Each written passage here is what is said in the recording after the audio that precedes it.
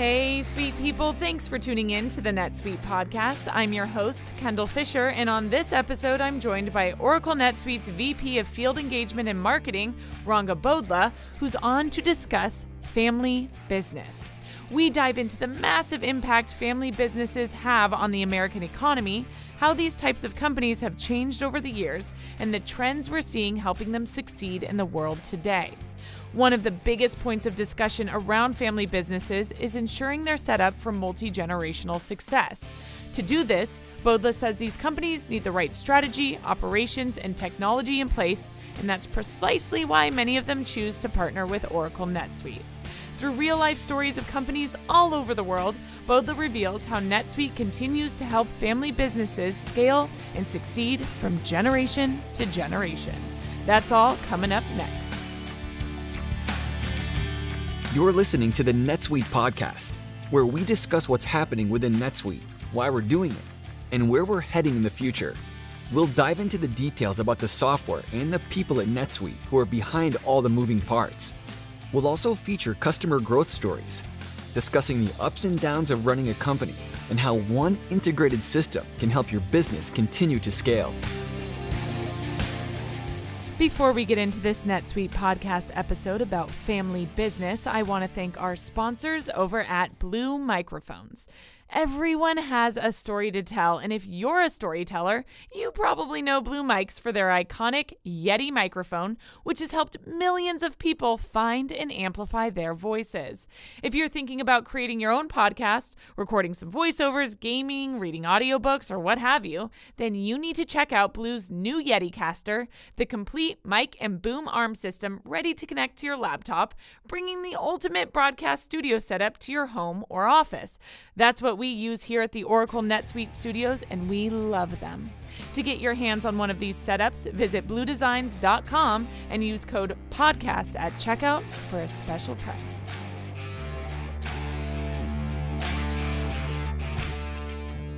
Hi, Ranga. Thank you so much for being with us on this episode of the NetSuite podcast. And thank you for having me. I'm excited. We're in Chicago currently. And now, as I've explained to our listeners, you are the head of industry marketing here at Oracle NetSuite. First and foremost, can you briefly explain your role and what your team does here at NetSuite?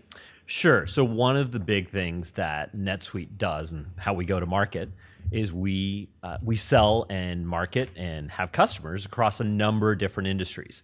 So that those are pretty wide, varied, large industries. So wholesale distribution, software, services, so very big segments of the market. Right. And what my team does is we're responsible for marketing to all those different segments. So I have folks on my team, and we go and look across all these different parts of the market, whether it's wholesale distribution, software, services, nonprofit. You know, there's a number of these different industries that NetSuite has customers in, and we sell into. And so, of course, we go to market by those different industries and try to make sure and produce content, materials, and stories about all of those different industries. Yeah, I wanted to ask, how does that help our customers in terms of their growth and their success? So it's a great question. So obviously, you know, the biggest thing is if you're a wholesale distributor, for example, or you're a manufacturer or you're a retailer, you want to understand what's happening in your industry. You want to understand the latest and greatest in your industry. You want to understand what customers are doing in your industry. Yeah. And so that's one of the big things that we try to do. We try to tell and share stories and information about what customers are doing in their relevant industry. The other thing, and this I think is a really important thing, it's kind of the fun thing about NetSuite that's different than other companies, because all of our customers are all, you know, we have all these customers across every single different industry. And they're all using the same piece of software. Right. And one of the biggest things is learning from not just peers in your own industry, but peers outside of your industry. And so I get the opportunity to share stories that go, you know, I can share stories about a wholesale distributor to a software company or vice versa. And the reason that's relevant for our customers is because their industries are changing so quickly. Right. I mean, I think one of the guys I respect a lot, he made the comment that, the competitor that your competitor for tomorrow is not necessarily going to come out of your industry. It's going to come from some other industry. Right. So if you're just paying attention to what's happening in your own industry, you may be missing a competitor or a nascent competitor that you should be paying attention to. And so we try to make sure and share stories that are relevant within the industry, that go across industry, and that also are happening that may be coming out of one industry that might be impacting other industries as well. Right. Yeah. It's I did an interview with a NetSuite customer out of Melbourne when we were in Sydney, Two Birds Brewing, and she made the point, which is, obviously they're down under, but she made the point that, in working with NetSuite and having tens of thousands of customers, she knows that there's going to be another customer, another company out there with the same issues and the same challenges that she's having, and we've already figured out a solution. And I thought that was so interesting, and just having the stories to say, well, hey, we already know this about, X customer and X industry. Even though you're not in their industry, this is something that might, that you might be able to learn from and not make that mistake moving forward. Correct. And I think, as I mentioned, so we talk to distributors, we talk to manufacturers, we talk to retailers. And the other thing is all those lines are blurring. So, the distributor of yesterday, now is also doing manufacturing, is also doing retailing. The retailer of yesterday is now, doing distribution, is now doing manufacturing. Those lines get blurry across these different industries. Right. So that's the other thing that's really important, is you have to be able to understand how those lines blur and how you can learn from, so if you were a distributor and that's all you've ever been, but as you're moving forward, you're going to become a retailer. And so it's great to learn about what are retailers doing that might be different that I can apply to my own business. And that's one of the things that I get to do, and my team really, we talk to a lot of different customers, and about what they're experiencing and what they see. In fact, one area your team has immersed themselves in lately is this idea of family business, not necessarily an industry or, specific, vertical, but still important nonetheless. Why don't you start by explaining family business to us and how that differs from, say, corporate or other businesses? It might seem, everybody might be like, why are you asking this? But let's just start off there, just in case for those 1% of listeners that are like, what is the difference? No, it's a great question in there, and you could actually argue that there's some similarities, and you'll hear that with some of the stats that I'm actually going to share with you. But a family business or family-owned business is just like the term implies. It is a business run primarily by family and family members. And, here's the thing, there's a surprisingly large amount of the businesses out there that we interact with on a daily basis that are family owned and, run by the family. And the thing that's interesting about family owned businesses is there's not one specific industry. Right. There are family-owned businesses in media. There are family-owned businesses in retail. There are family-owned businesses in software, and there are family-owned businesses in services. There's really, it goes across our entire economy. And, one of the things is that they are actually a huge influence on the economy. We started going, maybe about 6 months ago, or maybe even longer than that. I get to talk to a lot of customers all the time, and some of my favorite customers are family-owned businesses, and we started talking to a few of them, and they're like, what? They were asking us. They're saying, "Hey, do you know, so we're a family-owned business. We're third generation. Can you talk to us about what are other family-owned businesses doing?" And of course, kind of started sharing some anecdotes, and we were like, "Hey, this would be a great series for us to do. We could go out there and, talk to some of our customers, pull together some things." And so we created this whole family-owned business webinar series. Yeah. And the idea of it was pretty simple. We wanted to talk to our customers that are all family-owned businesses, and what are they doing that's unique in their business. So in some cases, how are they differentiating themselves? How are they growing? How are they, what are the succession plans? Yeah. All those, those are kind of the themes that we are trying to get across. All stuff we're going to get into in this podcast, because I want to talk a bit about it from what you learned throughout that series. The thing that was crazy, and this is the part that kind of blew my mind, Kendall, is I think I thought, oh, family-owned businesses, and I was thinking really small. Yeah. I kind of was sort of thinking like mom and pop. Like you hear that term, exactly. right? And that's kind of what I thought. But I mean, you might be surprised. It's definitely not mom and pop, No. and the amount of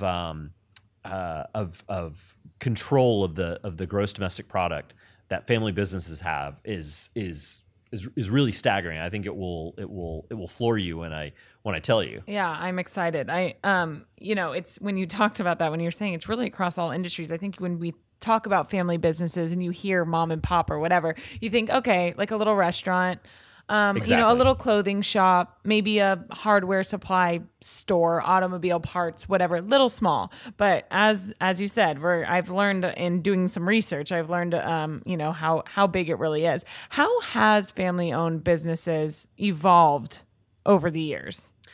Some of the oldest businesses that still exist today are family-owned businesses. Mm-hmm. I think what's evolved around them is, a lot of these businesses, they were created and as a way for a family to build wealth, to build a sustaining business.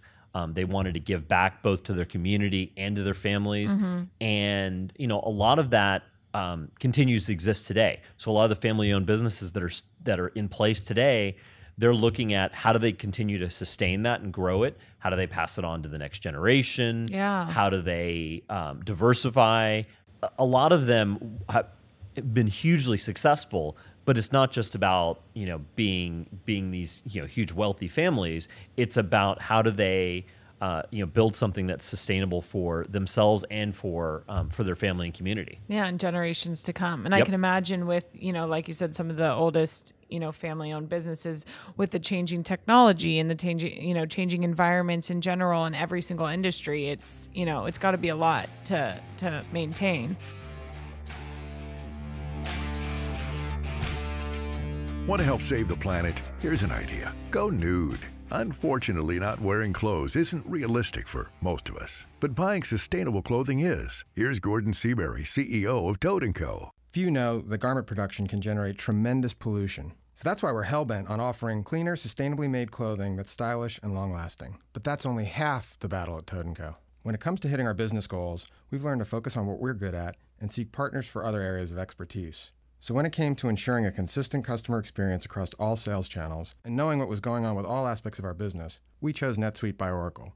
They know business systems, we know eco-friendly clothes. A perfect match. From accounting and finance to commerce and human resources, NetSuite is the #1 business system to help you simply manage your business. Right now, go to netsuite.com/toad to get your free guide, Crushing the 5 Barriers to Growth. That's netsuite.com/toad for your free guide and to hear Gordon bear all on Toad & Co.'s growth story.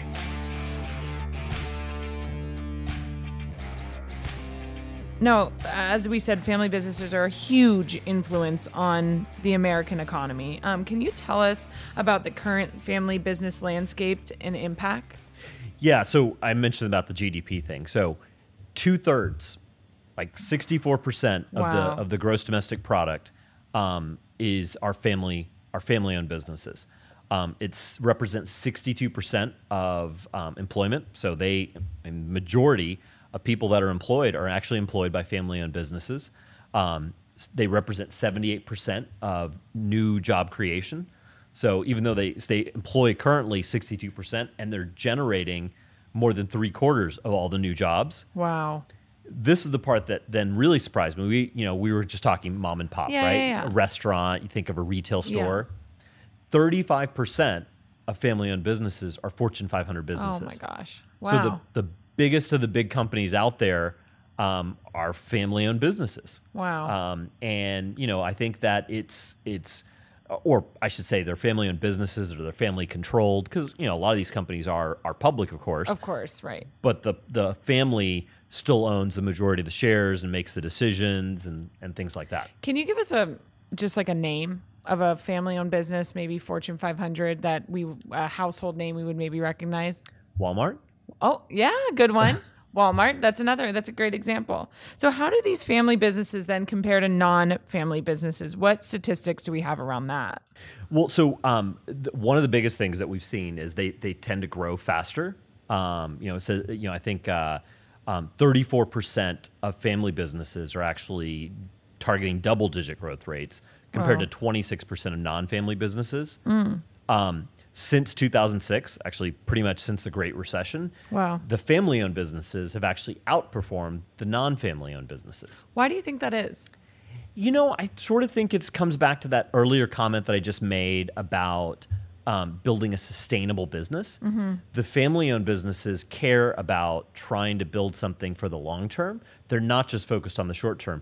And so while they all probably took a hit in that Great Recession, they also were very focused on how do they make sure and turn it around, as opposed to exiting the business and maybe doing something else. Right. And like you said, it's about, sustaining through generation. It's obviously in family, it's very important rather than that quick financial gain. It's more of a long play. Correct. How do family businesses then differentiate themselves from other family businesses? I mean, what are the successful family businesses looking to do or doing currently? This was one of the big things that we were trying to explore as part of this series, because one of the things we were trying to explore was what were things that they were doing, what made them successful, how are they differentiating themselves, as you asked, but how are they differentiating themselves not just amongst other family businesses, but other organizations as well.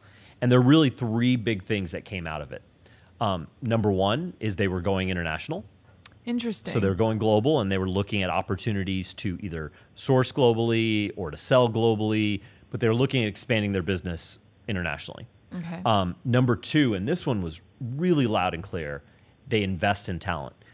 Family-owned businesses look at their company and they look at the people that work for them as family. Yeah. So even though there's the quote-unquote actual family, they look and they treat their employees like family.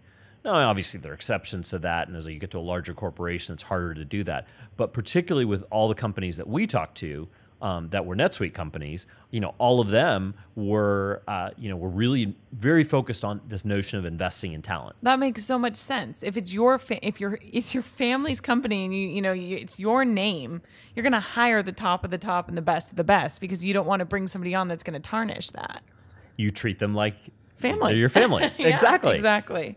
And the third part is technology. That they were all looking and using technology as a way to differentiate themselves, and they also looked at it a way as what they needed to continue to do to sustain themselves moving forward. And we brought that up a little bit earlier, and I'm glad that we're segueing back into it because obviously when you think of traditions and you think of these old family-owned companies that go back generations and generations, it's a lot different today than it was, even 10 years ago, but 30 years ago especially.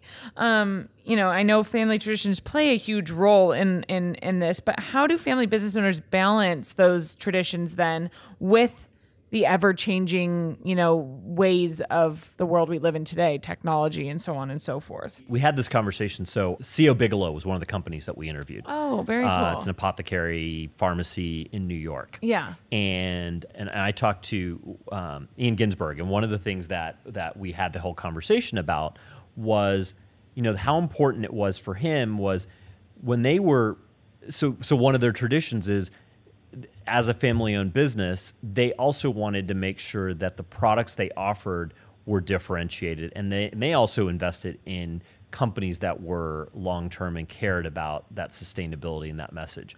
And for them, they looked at technology. Technology was just a way to make their lives easier, to differentiate the company, how they sold, how they operate in the store and everything, but it didn't change that perspective of the products that they offer, what they sold to their customers. They work with a lot of different companies that provide products that kind of stay with that same culture. It was a lot about culture. Tradition, you could, in their minds, a lot of them were talking about tradition and the same notion of culture. And so technology didn't change that culture. As they brought in new people, as they brought in new ideas, the technology was a part about how do they differentiate and improve and how do they sell, but it wasn't about changing the culture or changing their values. Got it. And speaking of, these generational changes and the changes around family businesses with technology, what are the statistics around family businesses going from generation to generation? Do they what are those sustainable numbers? Well, so about 30% survive into the second generation. So, that's how many that less than half. Yeah, less than half. Far less. And then only about 12% are viable into the third generation. Wow. Odds are not great, obviously. So how should family businesses position themselves then for multi-generational success? I would assume technology is part of that. Technology is part of it. I mean, we talked a little bit about some of those concepts around international, going global. Right, of course. That is one piece of it. And how they invested in their talent. And also just that they actually had a strategy for it. If you're not thinking about how are you going to involve the next generation into the business, it's not going to happen. I mean, it might happen just kind of by accident, which has happened in some cases.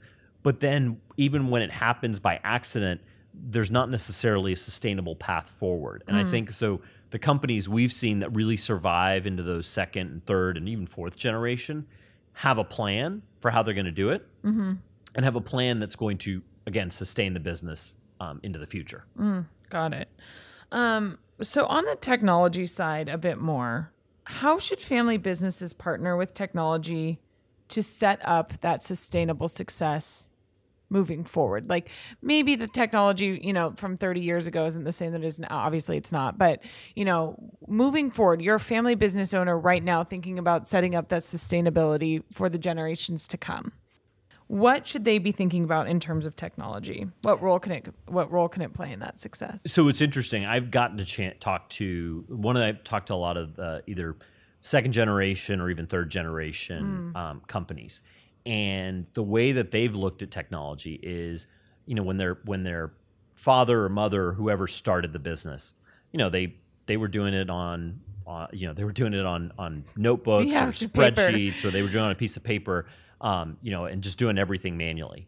And I think, really when they're starting to pull in that younger generation, the younger generation that is taking over the business is really looking at technology as a way to scale the business, because it's running your business on the back of a notebook or doing it all by paper isn't really scalable. And so a lot of what we see with these family-owned businesses is they're using technology as a way to pull out, to improve their efficiencies, right, to prepare themselves to be different in the world, and frankly, to deal with the emerging competitive threats. Right.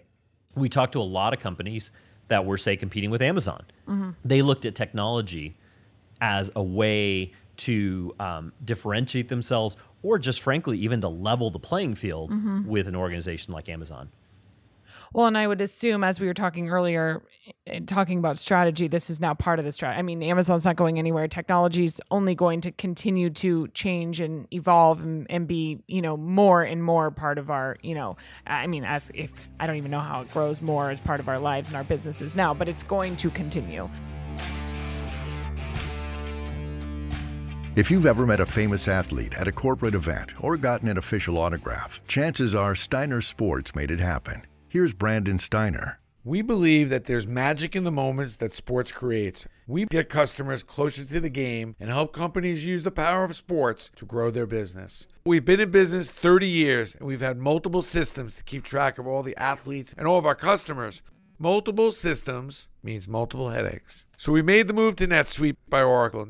NetSuite lets us replace all of our finance, inventory, and CRM functions with one convenient system. Now all the departments can see the same data. And if I have a question about our business, I can get the answer quickly.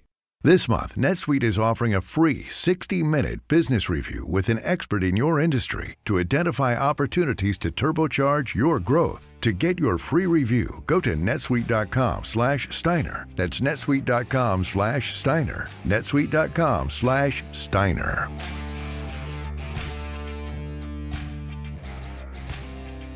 So I guess from there, why would you say then are family businesses partnering with NetSuite to help on that technology side and to help, track data and to help with their financials and their customer management? Why NetSuite? So, I mean, the notion of how NetSuite operates is, we're all about, we're an enabler.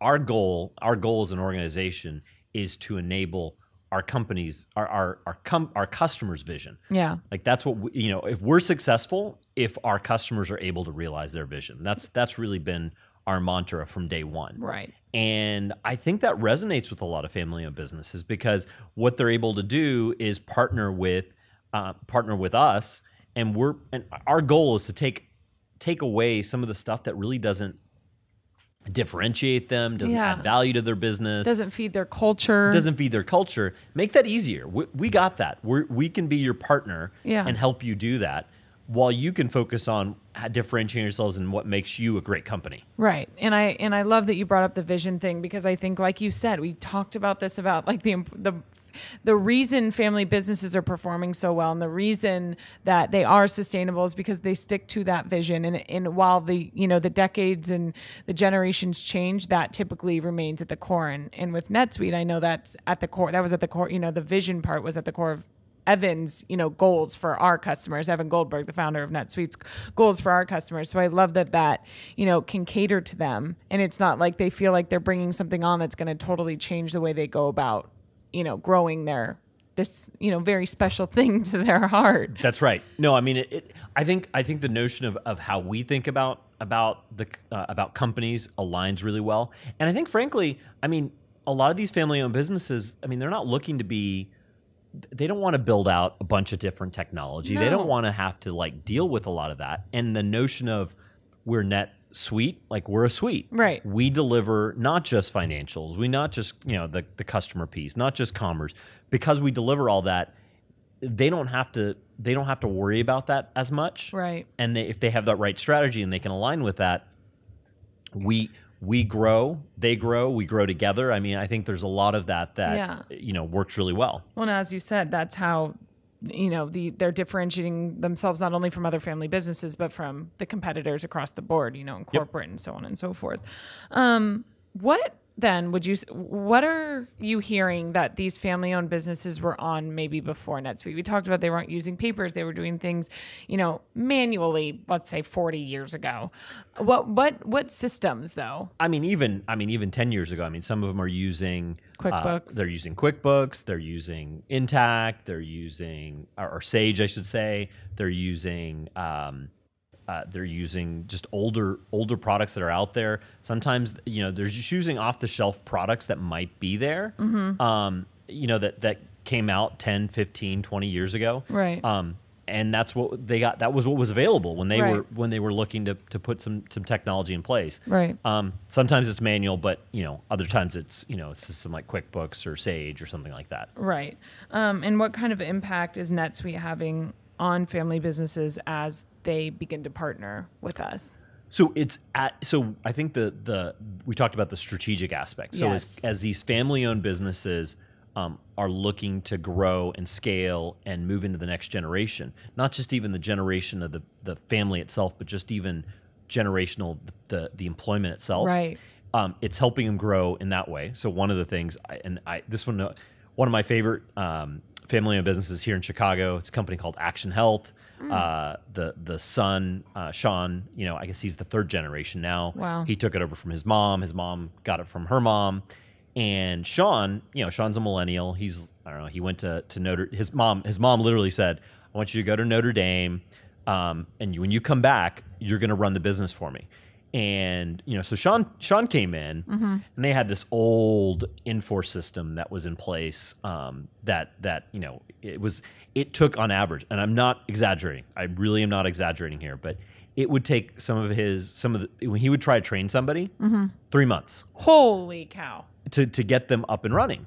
Now, and what does the company do? Sorry. Oh, they're in like the They're in the medical space. Okay, so got they it. do medical packaging. Okay. They provide all kinds of things to hospitals and to doctors' offices. Okay. Things like that. Got it. Okay, so 3 months just to train somebody. Just to train somebody. Now, Oh. Sean is he's a millennial, and he was looking also to he needed to hire more people as he grows. Yeah. And there's a lot of great millennial talent here in Chicago, so he was looking to hire that.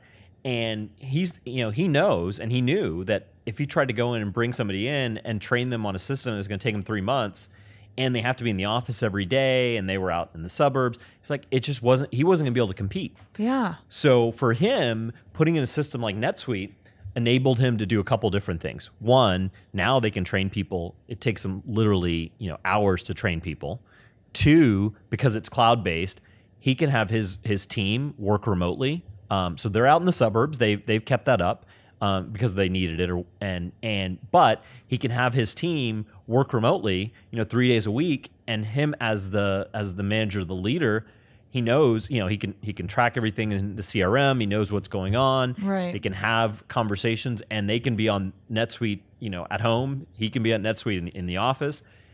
And he can attract a whole new level of talent that he wasn't able to attract before. Right. And again, he's not losing 3 months of productivity to train them up on systems. I mean, and I am a millennial, so I can say this. To train someone, to bring in, let's just say a millennial or any generation, after us, to bring somebody in and train them for 3 months when they're going to be there maybe a year.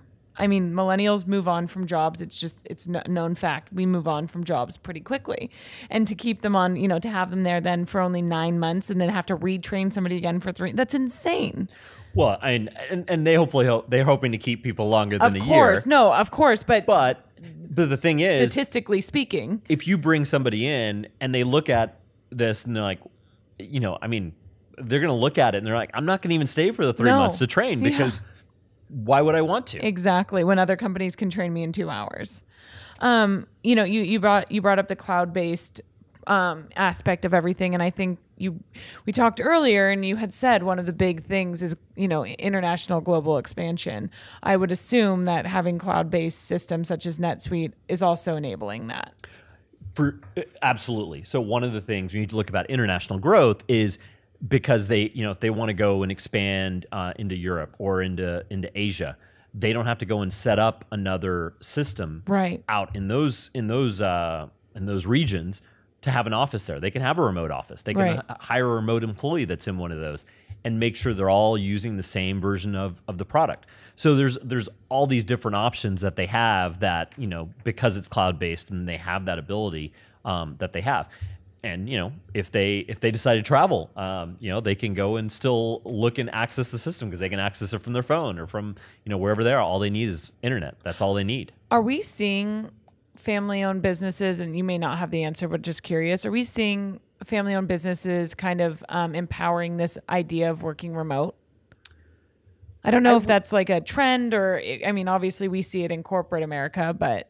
there are, I don't know if it's necessarily just family-owned businesses. I think what cloud is allowing companies to do is is to enable companies to have more productive remote workforces. Got it. The thing is, more and more companies are moving towards leveraging video so that when they have calls, everybody's on video so they know people are, engaged. Right. But then you've got to have systems that, are able to be accessed remotely and have that be there as something that's there. Right, and to track productivity and all, Another question I have is regarding, our ability, NetSuite's ability to scale with these family-owned businesses. Maybe they're not third generation, maybe we're in second generation, but they're seeing a boom, due to changing, environments or industries or what have you.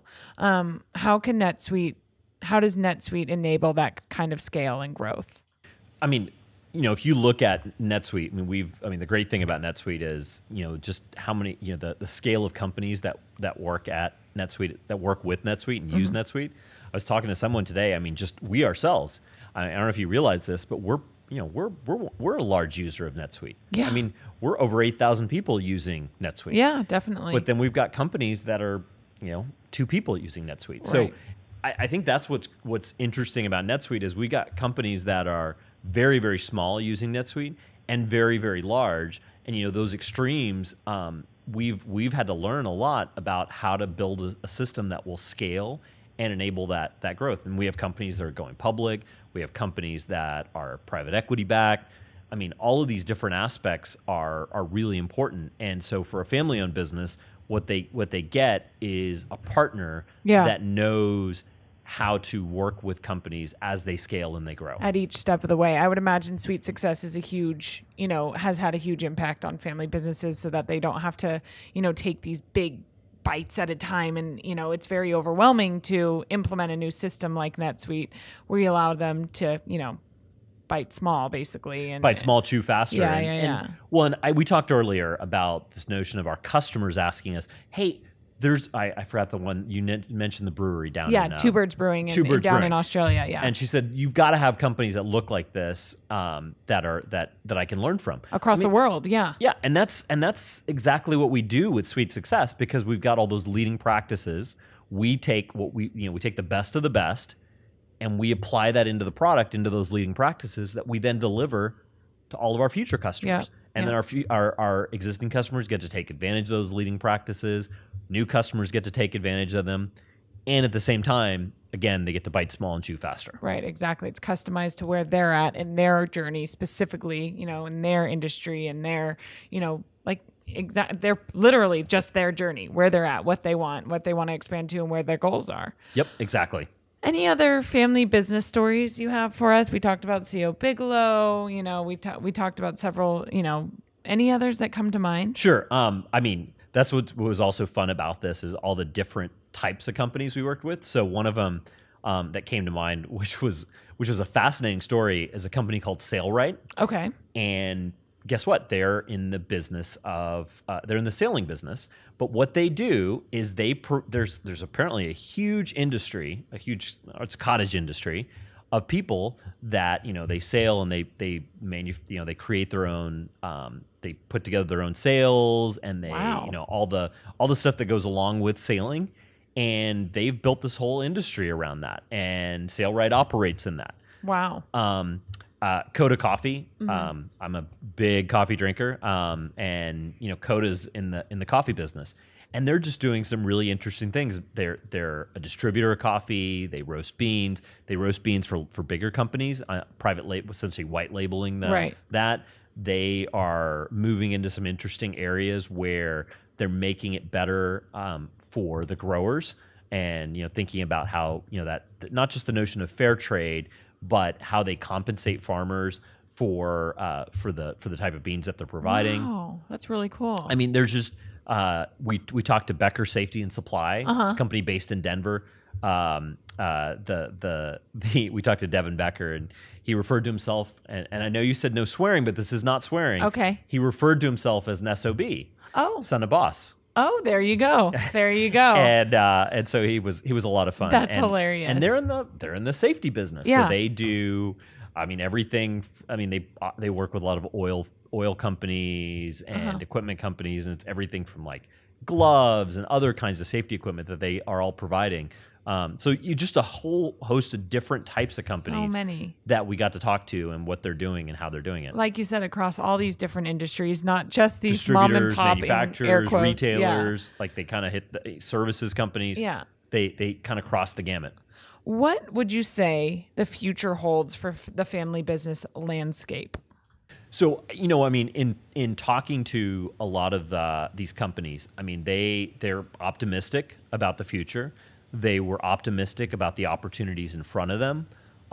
They see a lot of the competition out there, but they also see themselves as being able to meet that challenge. Mm-hmm. And they look at these areas. The two things, international is kind of and I don't want to call it a tangent, but it's kind of different than the other two. Right. But they really, this notion of how they invest in their talent, extremely important. Mm. And the second being the technology piece, because they look at is if they're investing in the right people and the right technology, those two things will allow them to sustain for the future. And I think, more so even than the international piece, those two things alone were really the two big things that came out of the series, really, of the all talking to all these companies that they were really focused on. They're focused on making sure you have the right people that are continuing the values of that organization, and then the technology that supports them, that enables their vision and what they drive. Well, so I know NetSuite obviously enables, it's the technology that enables that vision. I would assume that having a platform and a solution like NetSuite also allows them then to focus on the talent part instead of focusing on, the numbers, the financials, the data. They're able to get that in real time through NetSuite. Yeah, I mean, it definitely helps on the talent piece. It helps them retain talent. And right. I come back to that. I come back to the conversation about Sean, right, and Action Health. I mean, he can make sure he retains people because they're engaged. They can work remotely if they need to or want to, or they can make it actually a benefit, and they can make it a positive place to work and what they want to drive. What should family businesses prepare for in the future? Let's say in the next 5-10 years.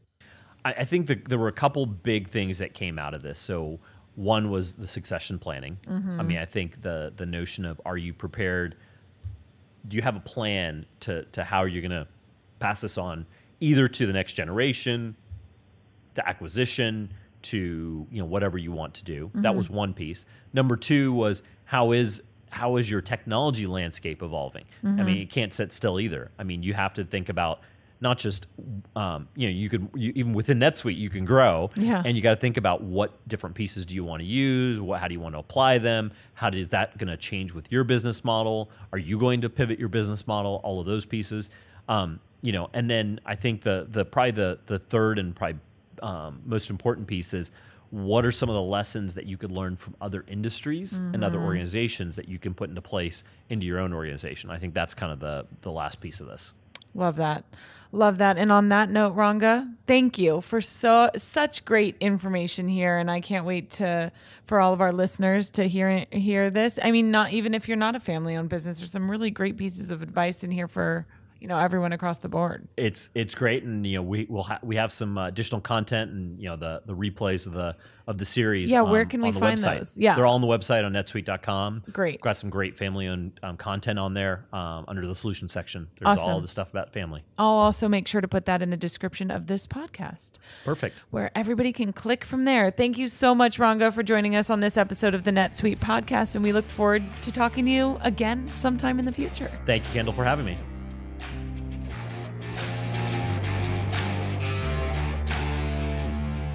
I want to reiterate those 3 big takeaways from this episode for family business owners and leaders. 1, do you have a succession plan for how you'll pass the company on, either to the next generation, an acquisition, or something else? 2nd, how is your technology landscape evolving? And 3rd, what are some of the lessons you can learn from other industries and organizations? Thank you so much to NetSuite's Ranga Bodla for talking all about family business on this episode of the NetSuite podcast. I also want to shout out to everyone who made it possible, our sponsors over at Blue Mics, Toad & Co, and Ring, as well as our editing crew over at Lampstand, and all you listeners for tuning in. Don't forget, rate, review, and subscribe. You just listened to the NetSuite podcast. Be sure to tune in every week with more NetSuite developments, stories, and insights into the benefits of one integrated system to help you run your business.